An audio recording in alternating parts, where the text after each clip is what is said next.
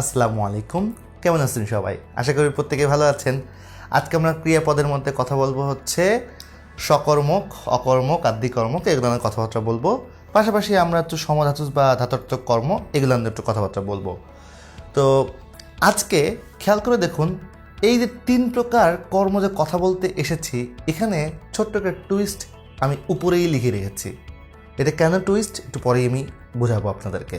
তার আগে চলেন এই জায়গাগুলো একটু ভালো করে বোঝার চেষ্টা করি।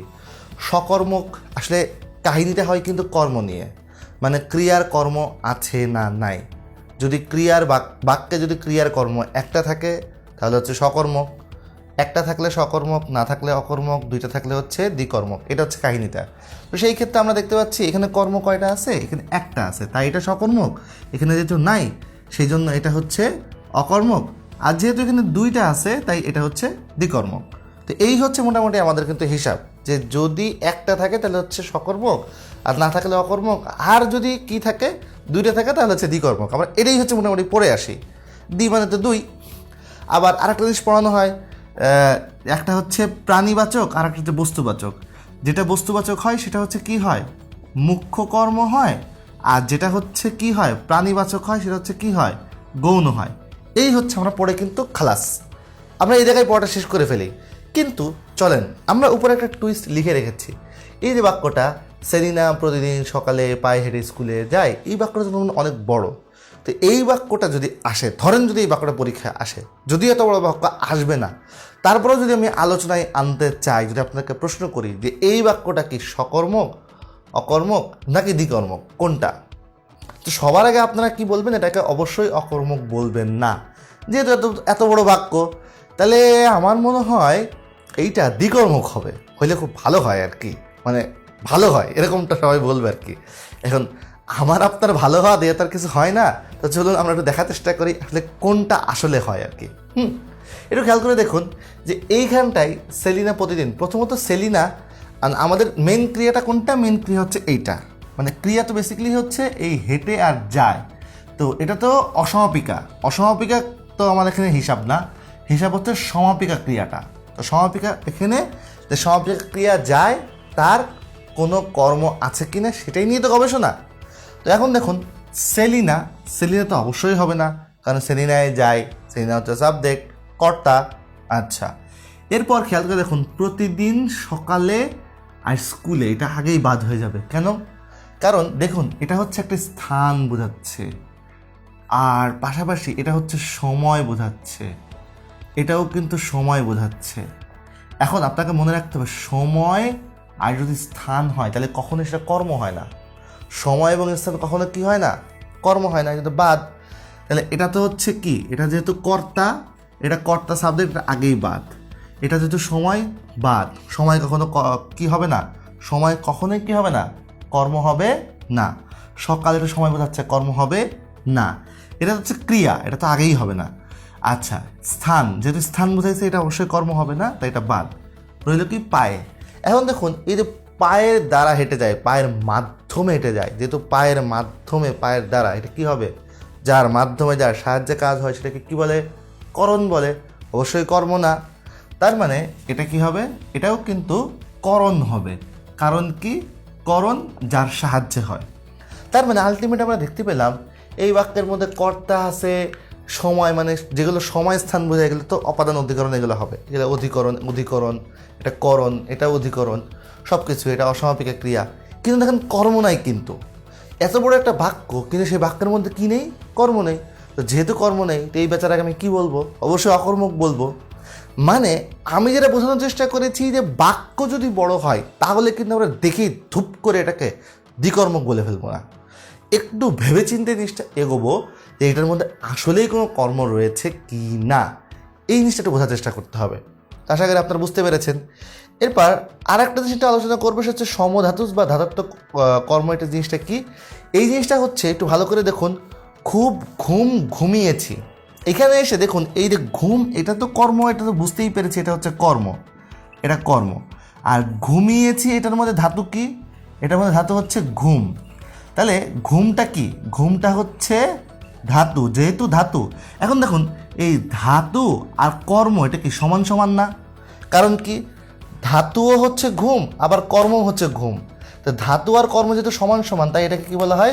সমধাতুস কর্ম বা ধাতত্বক কর্ম। এই হচ্ছে নলেজগুলো একটু জানতে হবে, কারণ এগুলো প্রায় পরীক্ষায় আসে। তো আশা করি আপনাদের এই কর্ম সংক্রান্ত যে ক্রিয়া, সেই ক্রিয়া সম্পর্কে আপনাদের একটা সম্যক ধারণা দিতে পেরেছি। এখন বিগত সালে আসা যে সকল গুরুত্বপূর্ণ প্রশ্ন আমরা কয়েকটা ঝালিয়ে নিই, দেখি আমরা কেমনটা পারি। তো আমরা এখানে দেখতে পাচ্ছি যে প্রথমেই যেটা রয়েছে সেটা হচ্ছে কোন বাক্যটিতে সমধাতুস কর্ম আছে।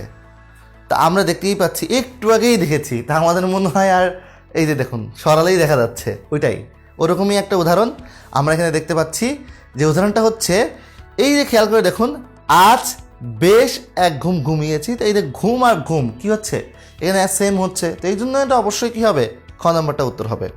আচ্ছা, এরপর আমরা যাই। এরপর আমরা দেখতে পাচ্ছি যে বলা হচ্ছে কোনটি প্রযোজক ক্রিয়ার উদাহরণ।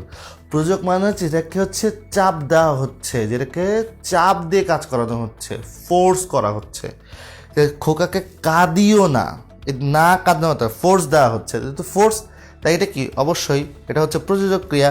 তারপর একটু ভালো করে দেখুন, আমরা যদি পরেরটাতে যাই, সেটা হচ্ছে ব্যক্তিবাচক কর্ম। ব্যক্তিবাচক কর্মকে কি বলে? আমরা একটু আগে দেখেছিলাম ব্যক্তিবাচক কর্ম, এই যে ব্যক্তিবাচক কর্ম কি হয়, গৌণ হয়। তো এখানে কি হবে, অবশ্যই গৌণ কর্ম হবে, ঠিক আছে তো। আচ্ছা, এরপর চলুন আমরা যাব, সেটা হচ্ছে কোনটি সকর্মক, মানে একটা কর্ম। এখানে এই যে চাঁদ, যেহেতু একটাই কর্ম আছে, তার মানে এখানে কি হবে, এটা সকর্মক হবে, দেখেই বোঝা যাচ্ছে। আচ্ছা, এরপর হচ্ছে এই যে পরের যেটা, যে ক্রিয়া একজনের প্রযোজনায় অন্যজন কর্তৃক অনুষ্ঠিত হয় এবং সেই ক্রিয়াকে কি বলে? তাহলে অন্যজনের প্রযোজনায় মানে অন্যজনের ফোর্সে কি হয়? তো ফোর্সেরটা তো আমরা খুব ভালো করে জানি, ফোর্স যেটা হয় সেটা হচ্ছে প্রযোজক হয়, এটা আমরা খুব সহজেই জানি, আমরা এটা বুঝতে পারছি। এরপর খুব ভালো করে দেখুন যে একটি সমাপিকা ক্রিয়া এবং একটি অসমাপিক ক্রিয়া যদি একত্রে একটি সম্প্রসারিত অর্থ প্রকাশ করে, তখন কি হয়? ওই যে আপনার কিন্তু মনে থাকার কথা যে সাইরেন বেজে উঠলো, তাহলে এখানে দুইটা ক্রিয়া, একটা হচ্ছে বেজে, একটা হচ্ছে উঠলো। বেজে হচ্ছে সমাপিকা, বেজে হচ্ছে অসমাপিকা, আর উঠলো কি, সমাপিকা। সমাপিকা অসমাপিকা কি হয় আমরা খুব ভালো করে জানি, সমাপিকা অসমাপিকা মিলে যেটা হয় সেটা হচ্ছে যে বেসিক্যালি যৌগিক ক্রিয়া হয়, সেটা তো আমরা জানি। আশা করি আপনি খুব সহজেই বুঝতে পেরেছেন। আচ্ছা, এরপর চলুন আমরা যেটা দেখতে পাচ্ছি, কোন বাক্যে মিশ্র ক্রিয়া।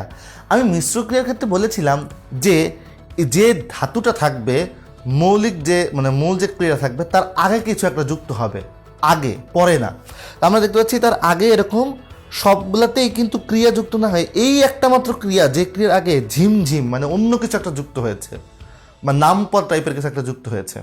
তো এই উদাহরণটা কিন্তু একদম পুরো বই থেকেই কপি করা, আশা করি বুঝতেই পারছেন। এরকম বই থেকে কপি করা কিন্তু প্রশ্ন অনেকবারই আসে এবং এসেছে, এবং ভবিষ্যতেও আরও আসবে। এটা চলতেই থাকবে, যতদিন 9 10-এর বইটা থাকবে ততদিন পর্যন্ত এটা চলতে থাকবে, এটা কখনোই বন্ধ হবে না। আশা করি আপনারা খুব সহজে বুঝতে পেরেছেন। এবার চলুন পরেরটাতে যাই, যে কোন বাক্যে অসমাপিকা ক্রিয়া আছে। এখন অসমাপিকা ক্রিয়া বলতে আমি বোঝাচ্ছি যে মাঝখানে যে ক্রিয়াটা থাকে তাকে বলা হয় হচ্ছে অসমাপিকা ক্রিয়া, এটা বোঝানো হচ্ছে। এখন দেখুন, এই যে আপনি সবসময় আছে, শোনো, যাচ্ছ, এটা তো শেষে রয়েছে, শেষেরটা সমাপিকা হয়, আর যেটা মাঝখানে থাকে তাকে বলা হয় হচ্ছে অসমাপিকা। তো মাঝখানে আমরা একটাই দেখতে পাচ্ছি, বেড়াতে, তো ওইটা দেখে আমাকে বুঝতে হবে যে ওইটা হচ্ছে অসমাপিকা। তাই শেষে থাকলে সমাপিকা, মাঝখানে থাকলে অসমাপিকা, জিনিসটা তো বুঝে ফেলেন খুব সহজেই। আচ্ছা, এরপর দেখুন আমরা যে পরেরটাতে যাচ্ছি, বলা হচ্ছে কোনটি মিশ্র ক্রিয়া। মিশ্র ক্রিয়া একটু আগেও বলেছি, যদি আপনি মূল ধাতুর আগে যদি কিছু একটা যুক্ত হয়, যে গোল্লায় যাও, এই ক্ষেত্রে বেজ। এখন আপনি বলতে পারেন যে এই ক্রিয়ার আগেও তো কিছু একটা যুক্ত হয়েছে, এখন এই ক্রিয়ার আগে তো ক্রিয়াই যুক্ত হয়েছে, ক্রিয়াই তো, কিন্তু দেখেন এই ক্রিয়াতে কিন্তু কখনো কি হচ্ছে না, ক্রিয়া যুক্ত হচ্ছে না। এটা আপনাকে খুব ভালো করে কি করতে হবে, বুঝতে হবে। আচ্ছা, এখন দেখুন এখানে কি বলা হচ্ছে, কোন বাক্যটিতে ধাতার্থক কর্ম রয়েছে। ধাতার্থক মানে কি, এই যে আমি একটু আগে লিখে রেখেছি, সমধাতুস মানে হচ্ছে একই ধাতু, মানে হচ্ছে এই কর্ম আর ধাতু কি হবে, সমান সমান হবে। কর্মধাতু যখন সমান সমান হবে তখন সেটা কি হবে, ধাতার্থক হবে। তো এটাকে আপনার ঘুরিয়ে প্রশ্ন করা হয়েছে কিন্তু, তাহলে এমন সুখের মরণকে মরতে হবে, এই যে মরণ মরতে হবে, একই রকম কিন্তু, ঠিক আছে। এই একই রকম যেহেতু হয়েছে, তার মানে আশা করি জিনিসটা বুঝতে পারছেন। এইবার চলুন জিনিসটাতে আমি পরেরটাতে যাই, অনুক্ত ক্রিয়াপদ। আচ্ছা, অনুক্ত ক্রিয়াপদ আমি কি বলেছিলাম? অনুক্ত মানে যে অপ্রকাশ্য, যে ক্রিয়াপদটা কি করা যায় না, দেখা যায় না, সেইটাই তো। এখন একটু ভালো করে দেখুন, অনুক্ত ক্রিয়াপদ তাহলে আকাশ বেশ মেঘলা, এখানে কিন্তু কোনো ক্রিয়াপদ নেই, উঠছে, চলছে, ফুটছে, ক্রিয়াপদ দেখা যাচ্ছে। অনুক্ত মানে কি? অপ্রকাশ্য। তো এই যে দেখুন, এই ধরনের যদি উদাহরণগুলো দেখেন তাহলে কিন্তু খুব সহজেই বোঝা যায়। প্রীত হলাম, প্রীত, দেখুন আপনি কিন্তু ক্রিয়া দেখেই বুঝতে পারছেন, প্রীত হলাম, হলামের আগে কিছু একটা যুক্ত হয়েছে, প্রীত, পরে কিন্তু হয় নাই। তাহলে প্রীতটা কিন্তু কোনো ক্রিয়া বোঝাচ্ছে না, অন্য কিছু, ক্রিয়া বাদে অন্য কিছু যদি যুক্ত হয় তাহলে কোথায় যুক্ত হবে? শুরুতে যুক্ত হবে। তো ক্রিয়া বাদে অন্য কিছু শুরুতে যুক্ত হয়, তার মানে কি? মিশ্র ক্রিয়া। মিশ্রণটা কার সাথে হবে? মিশ্রণটা হবে শুরুতে হবে, পরে কিন্তু হবে না। এই কথাটা ভালো করে মাথায় রাখতে হবে। আচ্ছা, তারপর দেখুন, পারভেজ বই পড়ে, এখানে কর্ম কয়টা? এখানে কর্ম যেহেতু একটা, তার মানে সকর্ম বোঝাই যাচ্ছে। তো তারপর দেখুন, তার পরেরটা যদি আমি দেখি, সমধাতুজ কর্মের অপর নাম কি? এই যে অপর নাম লেখা রয়েছে, তাহলে তো এটা এটা কিন্তু এটা জিনিসটা সহজ, কিন্তু আপনি যদি প্র্যাকটিসে না রাখেন, যদি মনে না রাখেন, তাহলে আপনার জন্য কিন্তু এগুলো অনেক বেশি কঠিন। তো আশা করি আপনি এগুলো খুব সহজেই বুঝতে পেরেছেন। আমরা আজকের মতো ভিডিওটা এখানে শেষ করছি।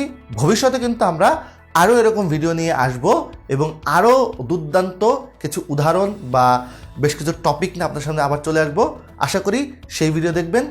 সেই ভিডিও দেখার আমন্ত্রণ জানিয়ে আজকের মতো এখানেই বিদায় নিচ্ছি।